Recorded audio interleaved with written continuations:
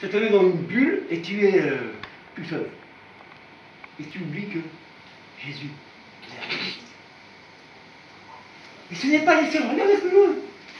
Après cela, il apparut sous une autre forme à 2 d'entre eux qui se rendaient à la campagne, hein, les disciples d'Emmaüs, c'est ça, je crois.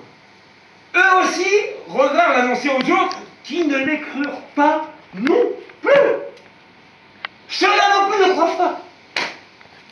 C'était les premiers qui devraient croire, parce que Jésus leur avait dit.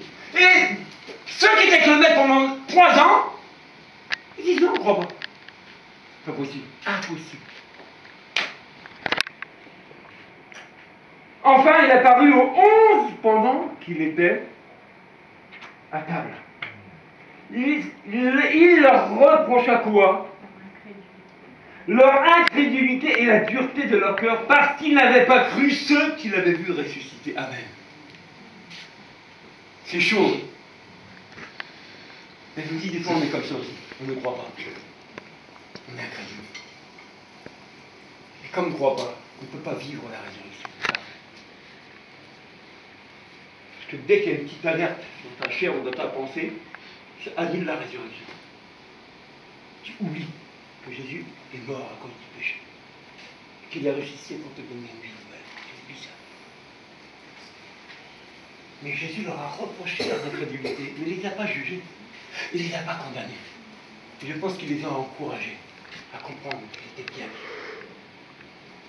Et nous, ce qu'on doit faire, c'est qu'on doit s'encourager mutuellement. On doit se porter les uns les autres comme ça. Dire, mon frère, c'est rien ce que tu traverses. Jésus a fait ça. Il est mort pour ça, mais il est ressuscité. Et ta vie changera à cause de sa résurrection. C'est ça l'encouragement qu'on va avoir les uns pour les autres.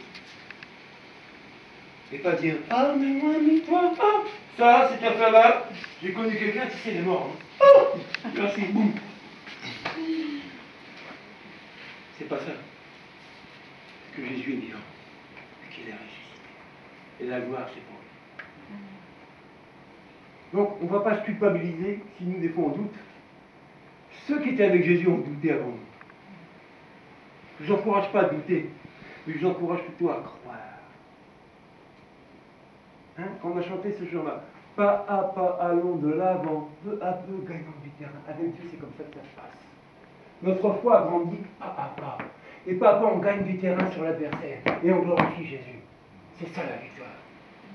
On doit marcher avec la victoire. Parce que Jésus est vivant. Parce qu'il a vaincu, on doit vaincre. On ne va pas faire plaisir à notre adversaire. Non. Bon, qu'est-ce qui se passe? Vous êtes triste ou ça? Non. Amen. Oh. Amen.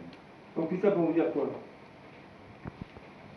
Que s'il est resté 6 heures à la croix, tu n'es pas descendu avant, qu'il y avait une